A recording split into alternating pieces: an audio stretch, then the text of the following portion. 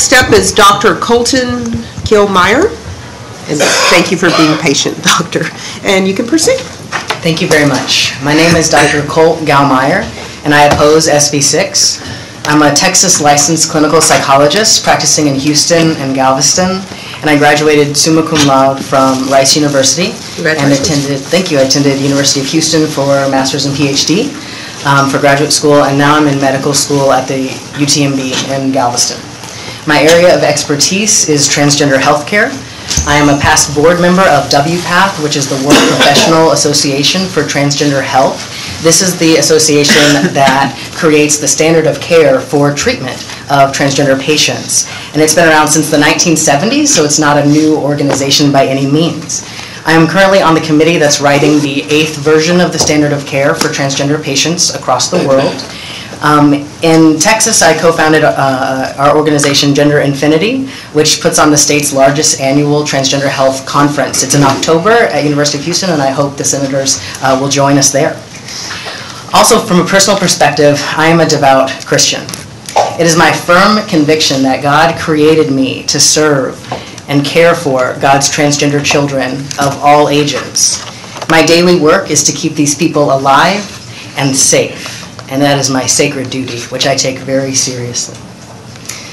From a developmental perspective, a person's sex is not just about their external genitalia, although that's what we use when we determine what is the sex of the baby, a very frequently common question asked. As we know, it's composed of chromosomes, which most people don't even know their sex chromosomes. Most people haven't had that blood test done.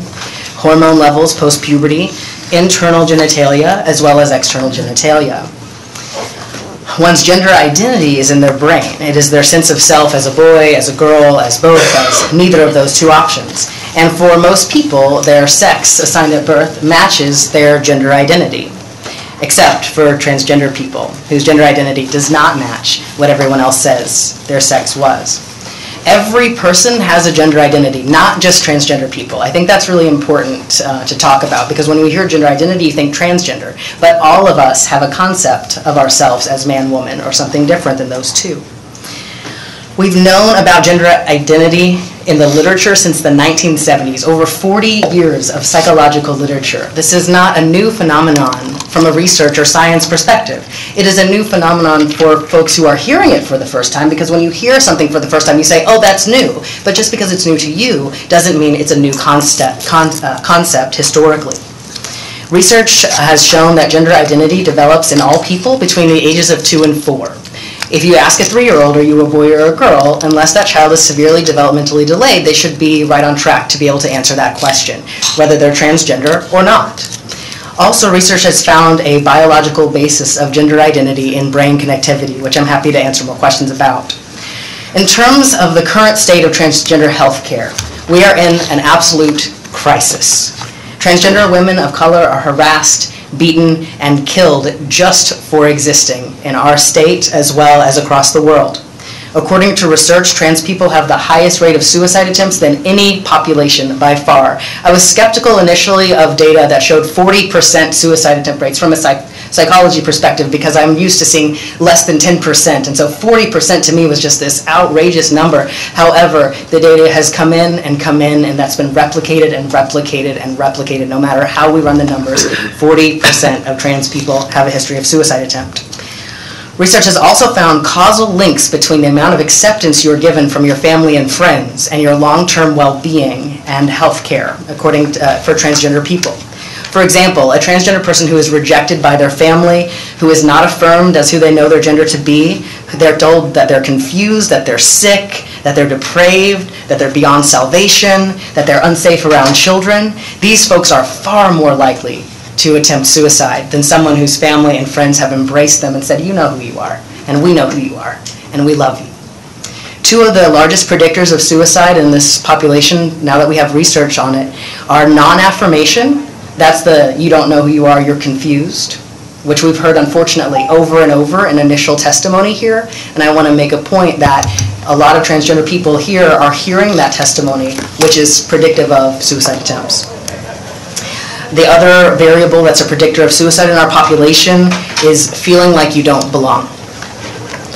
In terms of treatment for transgender people, the international standards of care are well established since the 70s. They direct us as providers to provide affirmative care, and we affirm the patient's gender identity. This practice has been found to save lives. We see sharp reductions in suicidality, and I have witnessed miracles as these patients are given a new hope and a new life that they can walk in their truth of who they were created to be.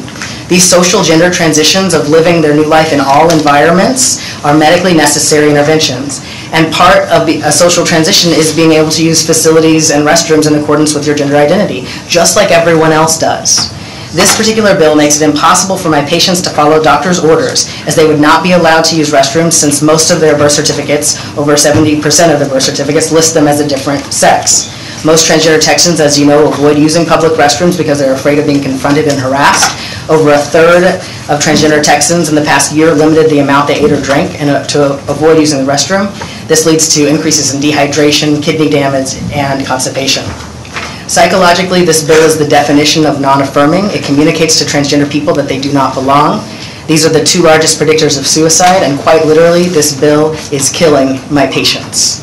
Schools, hospitals, and several cities across the U.S. have created policies that keep everyone safe in restrooms, including transgender people. There has never been one issue with a transgender person being reported to harm or attempt to harm another person in the restroom across the world. Transgender people are more likely to be assaulted in restrooms than for just being themselves. If you're truly concerned about the safety of women in restrooms, which I personally am as well, you realize that this bill does nothing more to protect them than the current Texas Penal Code already has, laws which make it illegal for anyone to enter a restroom with the intention of harming another person, regardless of the genders of anyone involved. Some people say that this bill has nothing to do with transgender people, that they can just get their birth certificate changed. This is nearly impossible. It costs over $300, and in nearly every county in Texas, judges routinely deny my patients from getting their their gender markers changed, even if they have a letter from me or any other provider. Less than 10% of transgender people have all their identity documents updated in the state of Texas. And lastly, from a personal perspective, transgender-based discrimination affects me personally, as I am a transgender man who made my gender transition over 10 years ago. When I came out to my Taekwondo instructors, where I was a volunteer for 20 years, of a volunteer teacher with children, I'm a child psychologist, I love kids, they told me I was no longer welcome on the mat with children. If you pass this bill, my gender identity will further be invalidated, as I will not be able to continue attending medical school in the state of Texas. And I've worked very hard to get into medical school. Why, you ask? Why is that true? I would be banned from using the restrooms on campus. I would not be able to enter the men's rooms legally, and look at me. I would not be able to enter the women's restrooms safely. And I really care about all those women who came up earlier and told us about the violence that they experienced. Do you want me to go in there and trigger those people? I don't think any of us want that. And so if you're saying I can't get into the men's room and telling me I can go into the women's room, that's the violence that we're all trying to prevent. Even though I'm not a violent person, still that triggering from looking at my appearance as the man that I am can be triggering for people. I need to wrap it up. Senator Garcia, do you want to go ahead and ask your question? Absolutely. Thank you, first of all, for your patience and for sharing your story. And I think the question I want to ask goes to some of the previous testimony. I know the superintendent said that identity was fluid. I think the pastor said that he's known former lesbians and former homosexuals. And, you know, tell us about this. I mean, you say that the child starts identifying with a gender between 2 and 4. Is it really that fluid? Is there that much change? Can someone really decide today, although they've been a woman all their life, well, I'm going to go ahead and be a man tomorrow and go into the men's room, although we're not really concerned with men's bathrooms here, it's really women's. But could I really do that today, just to say, well, I'm going to be a man beginning tomorrow, everybody can start calling me Sylvester?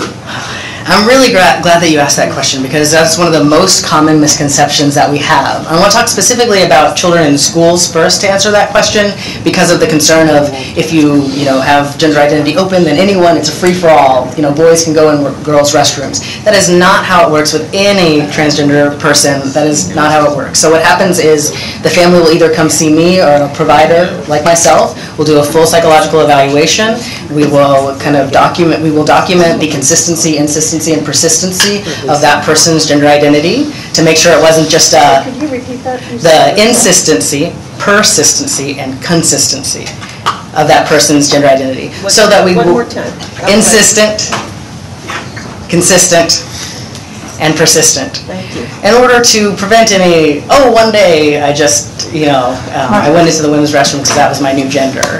We make sure that this is something that a person it is a unique core piece of their identity. And this, of course, can happen between as young as 2 and 4, right? Because that's the normative developmental period. So from there, we encourage the parents to work specifically with the school on an individual basis. And typically, in the Houston area, we've had great success with individual principals being able to work out a plan that keeps everyone in the school safe and allows that person to make their gender transition, which is part of their medically necessary treatment. I think the other piece that people don't understand is they give me the, well, what if they change their mind a lot? And we need to be able to make space for this child to explore, to then have their gender identity solidify. But if we just shut them down and we say, you can't do this, we don't understand you, you don't know who you are, their development is delayed in terms of gender identity. That further delays a lot of other very important developmental processes. Think about this. In order to socialize in school, having a gender identity as male or female is incredibly important, especially as we go through puberty. So if we're delaying a lot of these children from being able to develop that gender identity that everyone else gets to develop, right, we're going to have a lot of social delays, we're going to have a lot of that suicidality, we're going to have a lot of those issues that we talked about before. So in terms of gender fluidity, very few people identify as gender fluid. The folks that identify as gender fluid are a really wonderful part of our transgender community, but they are not the folks that folks are worried about, like somebody just one day will decide that they're a different gender. Again, because gender is such a core part of somebody's identity, we see a lot of people coming out later in life, like Caitlyn Jenner came out, right, 60 years old. So people are like, how in the world did this 60-year-old, if you said it forms in 2 to 4, how does a 60-year-old just one day figure this out? Well, if you listen to any of the interviews, what does she say? I've always known. I tried to suppress. I tried to suppress. I tried to suppress. And then one day I couldn't, take the pressure of hiding so tight anymore. And so if you see somebody who's coming out later in life, from a person who's not transgender, you might think, oh, that person just figured that out one day. But unfortunately, that's not the internal journey, and that's not the story of my people. Right. Let me, the number you quoted for suicides, 40%. Can you give us an idea of what age group, or is it more often in younger children, in high school children, adults? The majority of the surveys looked at adults, but the teenage studies also found that same percentage. The challenge is that that's actually an underestimate of the number of suicide attempts because, unfortunately, many people have completed suicide. And so they're not counted in the number when we interview people later in their life. They're not there anymore. They're not with us, so they're not included in that number. Right. What other sort of emotional, psychological scars, if you will, could a child exhibit if, growing up, that is going through this transitioning? If we as society don't do the right thing about preparing a safe place for them, safe environment. Absolutely. We are getting some wonderful research now on social transition in young children, because that was the big question of young children. We have data on adults, what about young children? And we are seeing some amazing results. If you look out of Christina Olson's, the literature in her study right now, she's doing a big longitudinal study, but she is comparing transgender youth to their siblings, and what she's found is these ones who are socially transitioning, their mental health is looking just as good as their siblings. And so what we see is that we have to look at it, we have to ask adults, we have to hear them, we have to hear their stories. And the number one regret of transgender adults, because we're all worried about people changing their mind, right? We're worried about that. The number one regret of transgender adults is, I wish I would have done this sooner. I wish I could have just done one puberty and not 2. 1 is enough. Come on, we all went through puberty. 1 is enough. And so, because we listen to the voice of our elders, and we're working with our youth, and we're not closing one door as they go through another, we're opening all the gender possibilities so that they can develop in a healthy manner. And so far what we're doing is the research now on these young kids is showing that they are doing as well as their peers if they're allowed to socially gender transition. And how long does it usually take? I mean, in a perfect world and with your guidance, how long does it take for a child to transition? It's such an individual story. Most kids just want a haircut and the new clothes, and they want to be called a new name, and she instead of he. All completely reversible things, right? We can get haircuts, hair can grow back, or grow hair out, we can cut it off. So in terms of, for kids, we don't do any medical interventions. I heard somebody say we do medical experiments on children. Clearly the person doesn't do transgender health care. We do, on prepubertal children, we do no medical interventions whatsoever. It's all haircut, it's being called a different gender, it's being able to live your life as a girl or a boy, if that is your truth. Is there any particular differences in the challenges that one would face, whether they're male or female?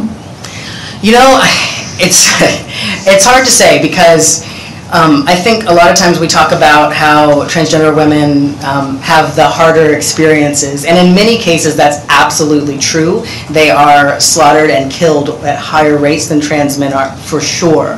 However, I don't want to underscore the pain that transgender people experience no matter what their gender is. So for example, an unfortunate story of a transgender man who's about my age. When he was a child, he was already acting like a boy, even though he's assigned female at birth, and his family said, you better act like a girl. No daughter of mine is going to keep acting like a boy.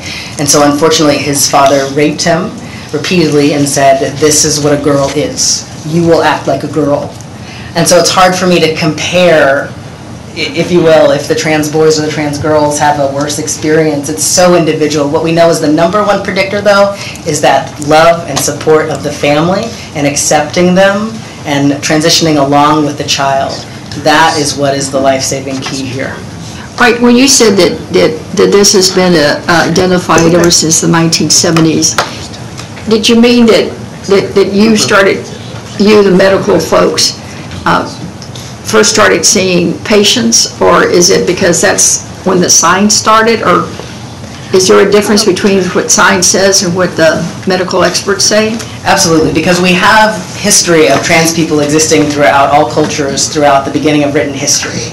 In 1970 was when doctors and social workers and healthcare providers who had been seeing transgender patients in their silos were finally brave enough to come out to each other, because there was a lot of risk involved in sharing with another provider in your field that you even took care of transgender patients. Right now I have a plastic surgeon that I work with who won't tell his plastic surgeon group that he does surgeries on transgender people because of the stigma associated with being transgender. So even the people who help us are afraid to connect. But in the 70s was when that first group was like, we have got to talk to each other. We don't know what we're doing. No one got education on this. And so in the 70s, that's when we saw a huge boom of research, of education in the fields, as well as providers connecting from all different countries throughout the world. And so in terms of the existence of trans people and us surviving and making it through life, that's always been.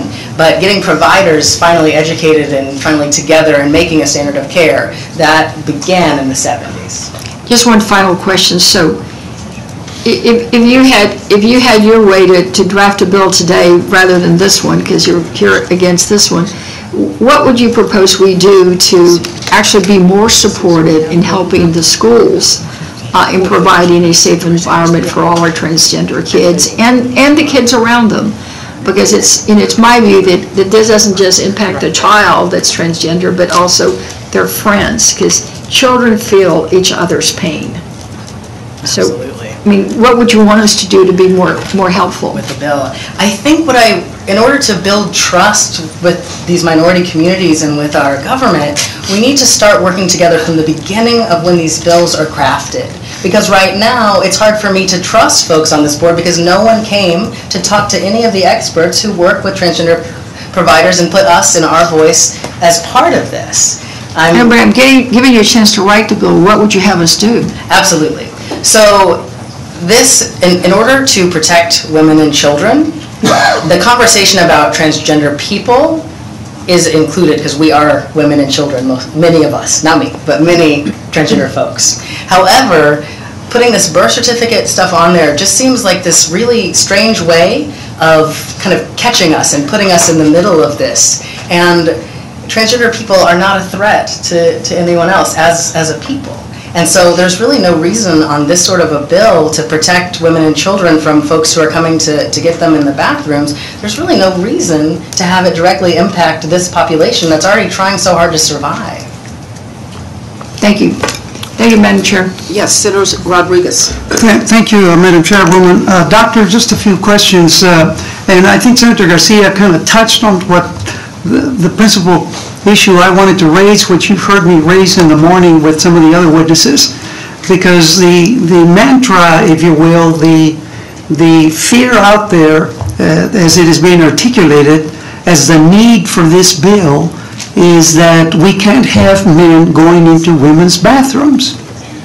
Absolutely. And you heard me earlier say, if it's a transgender woman going male to female, transgender, going into a women's bathroom, that is not a man going into the bathroom. Let it be that is a female. Am I correct in that? Let it be very clear that transgender women are women.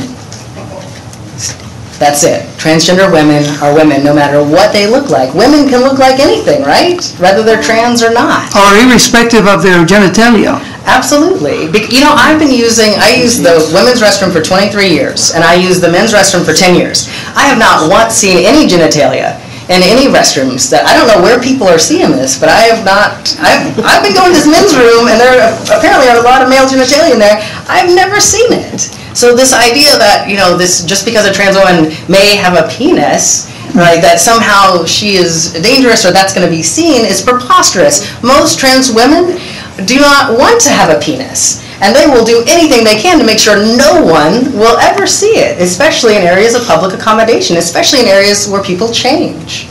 So how do you go about dispelling that fear? I mean, I think you start out by saying that, you know, till recently, very little is known. I mean, you've done research and it goes back 40 years, but for all of those witnesses that we heard this morning that have this fear that their children are going to be exposed to predators, to people, you know, naked and so forth, how? I mean, it's a genuine fear and a feeling, authentic feeling that people have. Absolutely. And so in your studies and in the way you look at this, how do you suggest that we would address that particular feeling on the part of folks who really don't know transgender people? And really that's the first thing with treatment of any anxiety condition. It's exposure to what you're afraid of. So when people are so anxious, they're terrified of something, we work with folks to expose them to what they're afraid of, to let them realize that, oh, that wasn't as scary as I thought it was. I had all these misconceptions, and now, okay, I figured it out. I think something that's incredibly important is that, I don't know where people got this idea that if we pass certain bills, not this one, but that are inclusive of gender identity, that then somehow the doors of women's restroom are just wide open for men. I really don't know where that idea came from. Because men are not women, so their gender identity is not woman, so they would not be legally allowed in women's restrooms. So it's a strange idea. The other piece is they're like, oh, well, this is going to make predators way more likely to just hop into women's restrooms because they have full access. If somebody tried that and then said, oh, and went in and harmed a woman, which is terrible, and then said, oh, it's because I'm transgender, being transgender is not a get-out-of-jail-free card. It makes it much harder in this world to be transgender. So if that person went in, harmed somebody in a restroom, and said, oh, I'm transgender, they've still done something illegal. They went in and they harmed someone. Well, right, and that's what I was trying to get at earlier, that, you know, people will do bad things regardless if they've got a mind to do it. If somebody, to follow what you just said, if somebody went into a bathroom some man and in fact, tried to pass off as a woman and did some harm. I mean, is that from a clinical or evidentiary standpoint, is that something that's easy to determine that this person is not genuinely transgender? Absolutely. In what way? How do you show that? So that's why you have to call in us, folks who work with transgender people on a daily basis. You have to consult with experts on these sorts of issues if anything like that came up. So it wouldn't just be this people who've never seen transgender people or interacted with them trying to figure out, oh, are they really transgender or not? And if this person went in and did harm, they get arrested. They did something illegal. You can figure out the transgender or not part later, right? Two other questions. Well, I think I heard you say earlier in your testimony that as a result of Senate Bill 6, if it were to pass, some of your patients couldn't follow doctor's orders. What did you mean by that? Absolutely. So one of the first parts of treatment of the standards of care worldwide of transgender patients is having them undergo a social gender transition where they live in their true gender self. This helps us to know if that feels right for them. If they can't do that, then we're not sure if hormone therapy and the irreversible options are right for them. We have to be able to allow them socially transition to live in that new gender so that their brain can then develop around that and those new interactions to make sure that further consolidates their gender identity.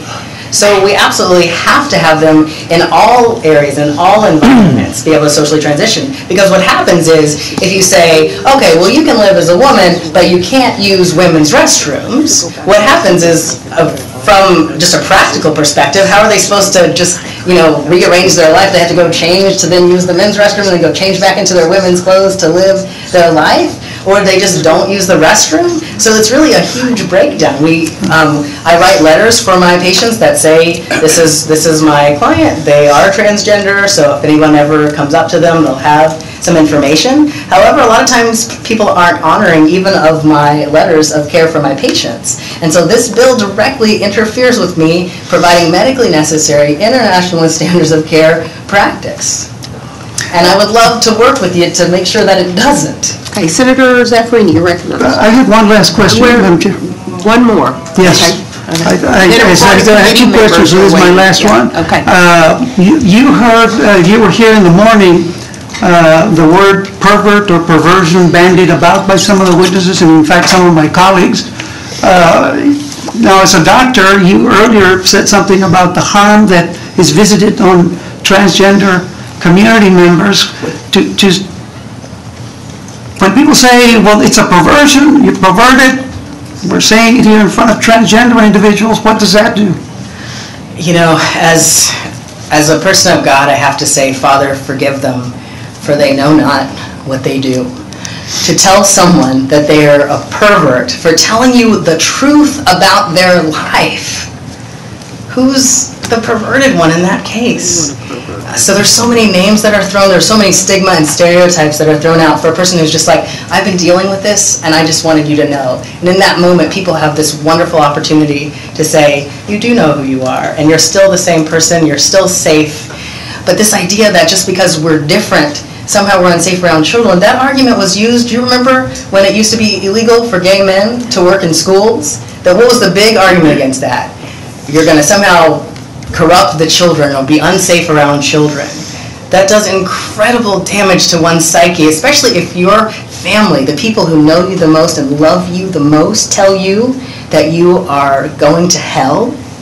Anytime you try to go to your place of worship, and that's the message you get when everyone else gets to kind of be full and refreshed, your message is you're damned.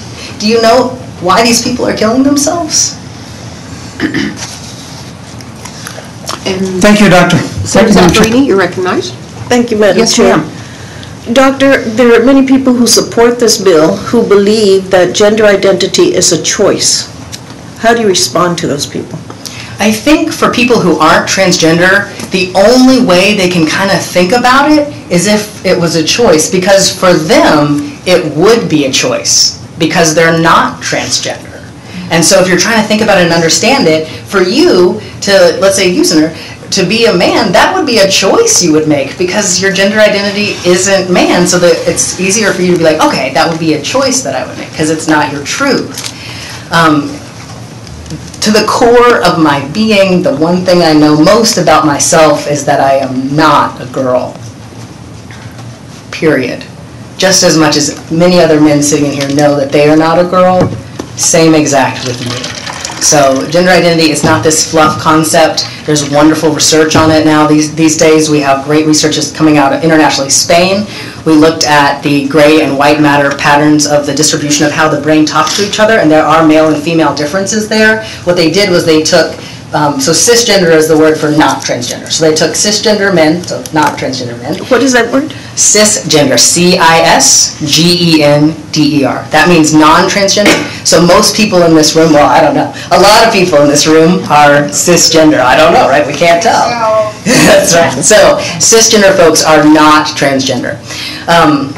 Sorry, I was distracted by a comment in the audience. Can you repeat the question? And if you have more questions, Senator Zach? Yes, I do. Okay. Understand. You may need to restate it. I don't know if you... No, I'll move to my next question. My next question is, are there some generalizations in the literature that we as legislature should know, as legislators should know, as we proceed with this bill? Absolutely. Sorry, I'm having trouble hearing you. Right. But let me just speak. The audience, there's no outbursts, no discussion at all in the audience, please, okay? Thank you. We have to be able to hear the witnesses. Thank you. Do you want me to repeat There's the no question? filming unless you're certified media. Thank you. I got it. So Credentialed media. the brain research is something very important. So since the early 90s, we've had brain research on trans folks, and we're getting more and more of it as the brain technology is better, so we can actually scan people's brains when they're alive. Because the problem is, old brain research, people had to be post-mortem, so they had to be dead, and then we would examine their brains from there. Now we can examine transgender people's brains before they start hormone therapy, as well as after. And so what is common finding these days is that white and gray matter patterns of transgender people's brains match their gender identity and not their sex. What does that mean? That means that a transgender man like me, according to the research, is likely to have a brain matter pattern distribution that is similar to cisgender men and not to females, even though my sex assigned at birth was female. Thank you. Assuming that this bill will pass, are there any amendments that you have that would at least improve it?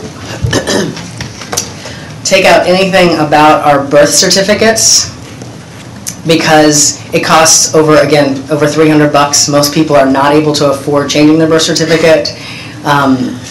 Most judges will say no to it. It is an impossible task for a trans person, except for maybe the top 10% that have a lot of money to afford a lawyer who knows exactly where to go to get that done. And even so, we have a backlog of over 6 months from getting your paperwork back from the birth certificate and vital statistics. What we really need to do is we need to figure out how to protect transgender women. A wonderful senator over here with pearls said earlier that just one incidence of violence was enough for us to take steps to protect women and children.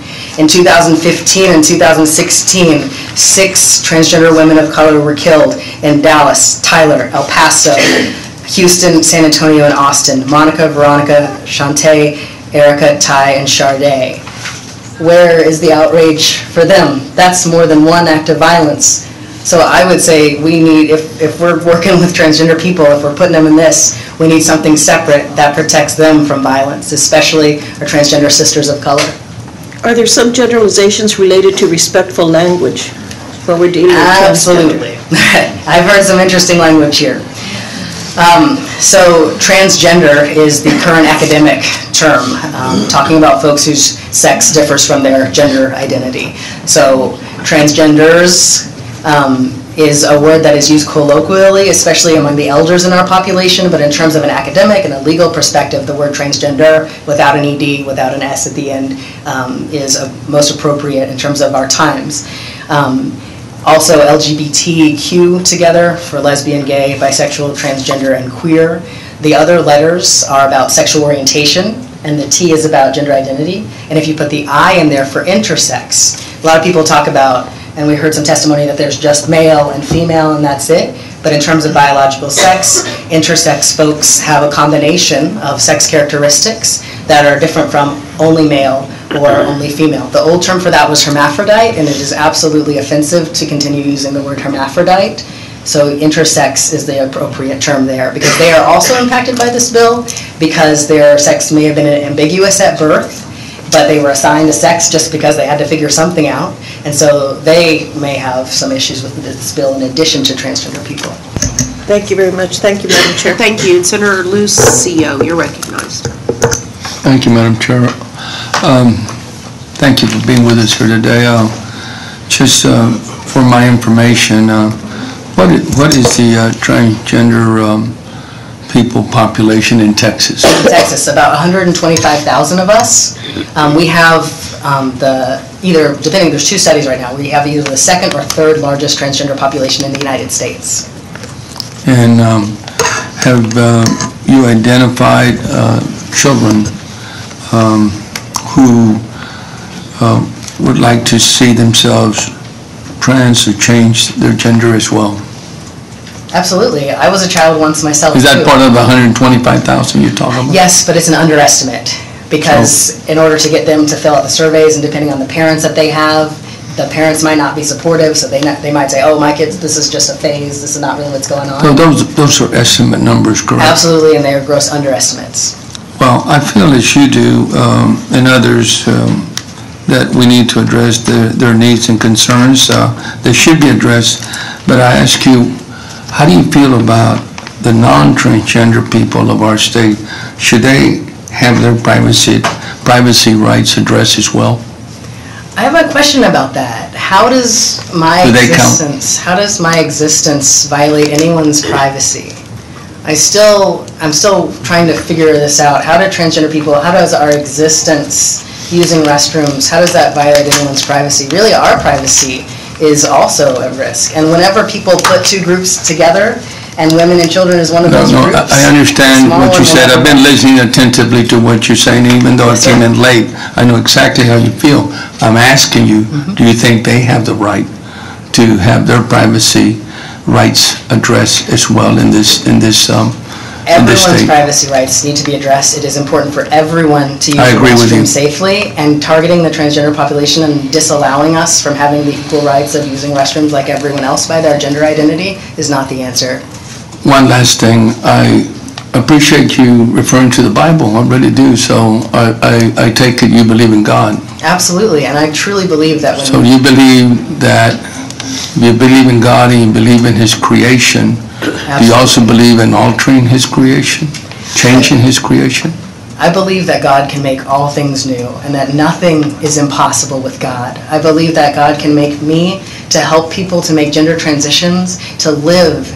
I believe that Jesus Christ is the way, the truth, and the life. And as I was trying to figure out if I was going to do this whole gender thing, and there was not everybody supportive in my life, I kept coming back to Jesus is the truth. And I know the truth of me is not girl. The truth of me is male. And in order to be closer to Jesus and closer to the truth, I had to live and express that. And because of that, do you know how many more kids are alive? Well, we obviously have a difference of opinion in terms of how we feel about God's creation. You know, God created everything as far as I'm concerned, but especially man and woman. And I certainly do not want to discriminate against anyone. As a matter of fact, I've made it very clear this morning in my opening remarks that I want to make sure that this bill, carries with it a legislative intent of addressing the needs, especially a fundamental need is a bathroom. Absolutely. But we also need to take into consideration at the very same time what the public of this state is asking us to do, and that is to address the privacy rights of all citizens of this state and not just focus on one particular, group of people. Yes, sir, and one's privacy does not come at the expense of another. I think setting us up as... I don't think that's the case here. That's unfortunately I don't think that's the case. I think that we obviously have to step up to the plate, and we're going to pass public policy in this state. We should also make sure that whatever we do comes the support and need and funding necessary to help those that are going to be impacted. But I think, quite frankly, that we could eliminate a lot of problems by making sure there are facilities for those that want to be categorized, for lack of a better word, is transgender people. Senator, I think you're talking about segregating us. I think No, you're talking about making not at all. facilities. Not at all. They'll feel better, and other people will feel better. We've had testimony here this morning. I'm against segregation, okay? So I lived through the civil rights, era, which you did not, okay? And I know what it is to be discriminated against, and I wouldn't want anyone to go through that. This is nowhere close to that. We want to address the needs of transgender people of this state, and we have to make the adjustments necessary to make sure that no one in any way is hurt along the way. Transgender people and non-transgender people of this state. So we have to be inclusive, okay? That's right, because creating a separate place for transgender people to go would be treating us differently because we're transgender, and that would be segregation. So that's why I embrace all human beings. Thank you very much. Thank you. You do. Senator Creighton. Yes, Doctor, just a couple of questions. Can you again, just for clarity, explain how many genders are there, in your opinion? Absolutely. So I think it's important that we talk about sex as well as gender, right? So sex, people talk about there's male and female, but as you know, with intersex people, there are over 400 different intersex conditions where people aren't 100% male or 100% female. There's over 70 different chromosome conditions where someone, instead of having XX or XY, can have X and nothing. That's called Turner syndrome. XXY, Klinefelter syndrome. So in terms of biological sex, there are way more than 2 biological sexes. So we have to start there. Then we can move to gender identity. Gender identity, of course, people identify as male and female, and then there's also not, some people feel like neither of those 2 options works for who they know themselves to be. So can you give me a number? Absolutely not. Every person has their own unique identity, right? So in terms of what we know, is 1/3 of trans people identify as men, 1/3 of trans people identify as women, and 1/3 of people identify as non-binary trans identities. So you listed several different gender identities prior. I think you were at 3 or 4. I was just asking for you to help me clarify.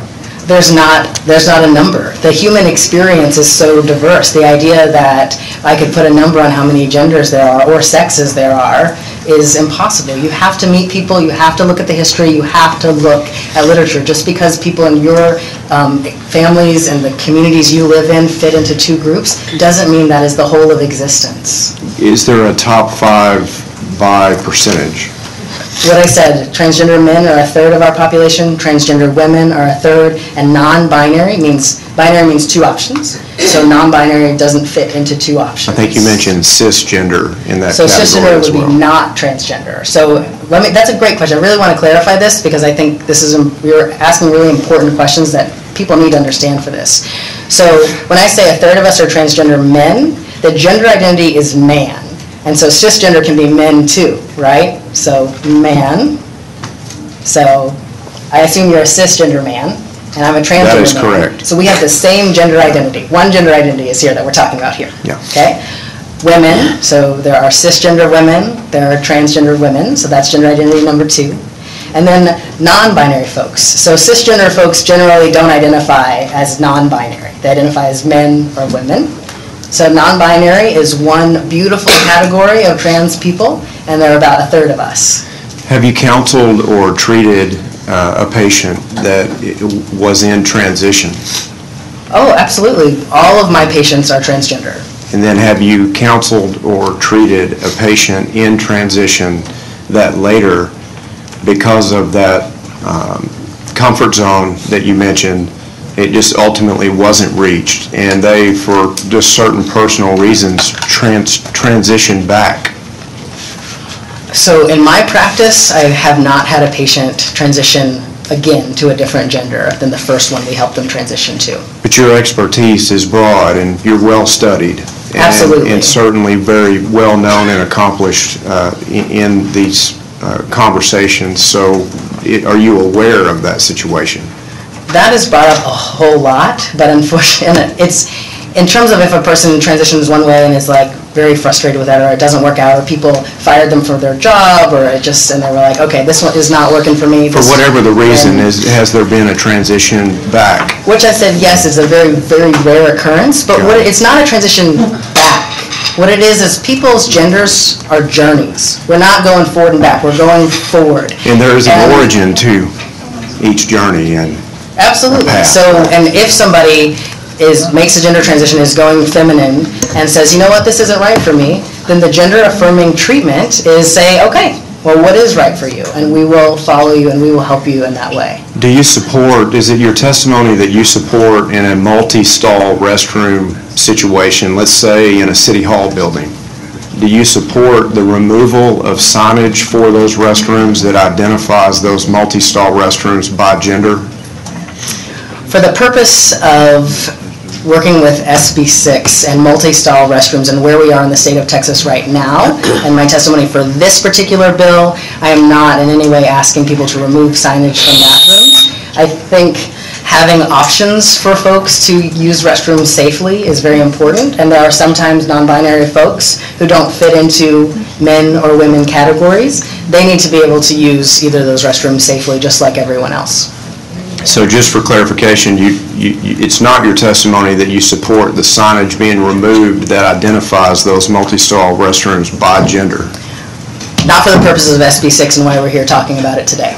Not for the purposes of the bill. So it's hard to answer that for you as a yes or a no. It's just your answer is just not for the purposes of the bill. I'm here to talk about the bill, and this bill and what we're trying to do right now is not to remove all these signs in every place in Texas. So you'd rather not comment on your position of whether or not you would support in a multi-stall bathroom in a city hall building a restroom sign being removed if it is a sign that is identified by gender. You would rather just not comment on that. If the individual, City Hall, and the transgender community there work together to make that happen and safe for everyone in that city, I think that would be wonderful if that could happen. And then how can we, because all of us here have the utmost respect for every single individual human being. All of us here. We do. So my next question is, how do we prevent bad actors from infringing upon the rights of those that do not identify as transgender persons under the pretext of saying that they internally, without any way, shape, or form to substantiate it by another person, they internally at that moment identify as a gender other than their biological gender? People don't just say they're transgender on a lark or to go in and to harm people. People will say anything if their intentions are bad. And this bill does nothing to change people's intentions whatsoever. So in terms of how do we prevent people from harming, I think our legal organizations have been working on preventing crime and how do we prevent harm for many, many years, and things still happen. But this is not about, if we allow trans women to use women's restrooms, then somehow this parade of crimes will happen. This is just a strange idea, and unfortunately what it does is it leads to, again, the death of my people. And so when you're telling me you have respect for human life, when I'm telling you the problems with these bills and how they lead to the death of my people, and when you keep questioning me about predators, which is not part of the transgender community, it's hard for me to feel like you respect It's not about a parade of crimes. It's about specific examples of crimes that have been mentioned in this hearing that no one has refuted or said that they didn't happen or that it was bad information or bad reporting. And that word perversion was not used about transgender persons earlier by another member that's not here now. That word was used to describe a bad actor that would be using the identity as a transgender person as a pretext for coming into a multi-stall restroom, shower, or locker room to harm another person, just as those examples reported are true. Excluding transgender women from using restrooms has nothing to do with this idea that these people are going to pretend to be transgender. Because right now, in different states, some transgender women and men are able to use restrooms according to their gender identity with no problem, and some have a bill or something that's on the way. But of that, any place right now, with the bill or not, this could happen, just like you're saying. People could go in right now. These doors don't have locks on them, right?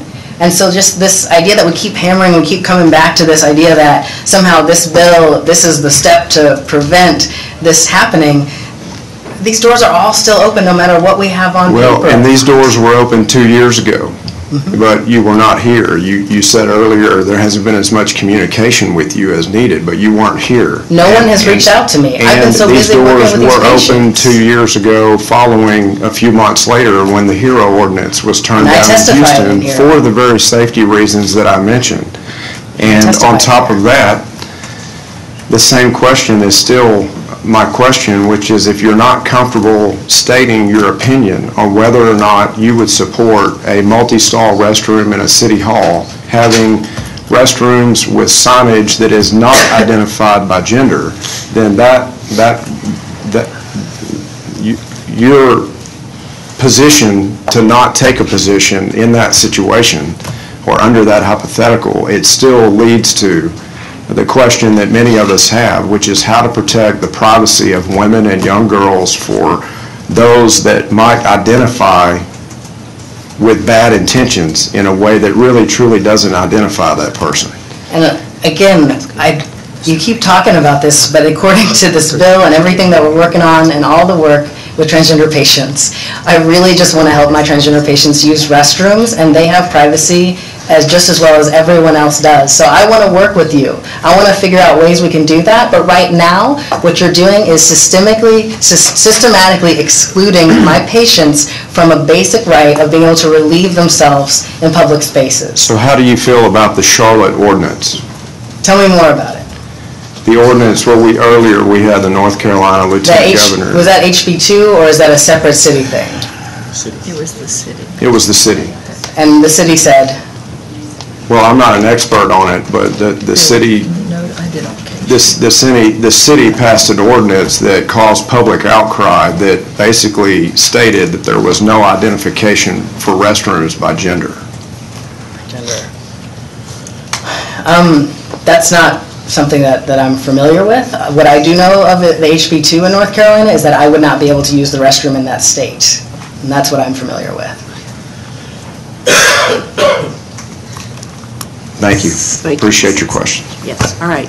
We'll move on to Jess Herbst. I'm sorry.